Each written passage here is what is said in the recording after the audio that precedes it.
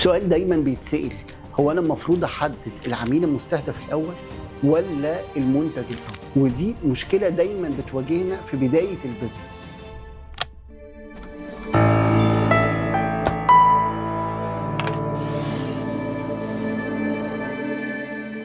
في بداية البيزنس بنبقى متفائلين جدا وفاكرين ان احنا جايين نملأ الماركت جاب ولقينا حل للمشكلة الكبيرة اللي احنا هنحلها، وفاكرين ان البرودكت بتاعنا هو المناسب جدا، لكن في الواقع انه ممكن يكون محتاج يجهز ومحتاج يتطور، وعشان كده هو محتاج يعدي على مرحلة مهمة جدا اسمها البايلوت فيز. فعشان تقدر تحدد السوق المستهدف بشكل فعال محتاج ان انت تحدد الميزة التنافسية اللي بتميزك، اليونيكنس، واليونيكنس ده محتاج يبقى شبهك وبيمثلك. تاني نقطة ان انت مش بس تختار العميل المستهدف، لا انت اختار النيتش بتاع العميل المستهدف وشوفه هو مناسب ولا مش مناسب للبرودكت او السيرفيس اللي انت بتقدمه. تالت حاجة محتاج توصل وتربط البراند ستوري الخاص بالبراند بالكاستمر وبيك، ومن هنا تكون بدأت البداية الصح المناسبة: البرودكت، النيتش، البراند ستوري. وهو ده اللي عمله مارك في الفيسبوك.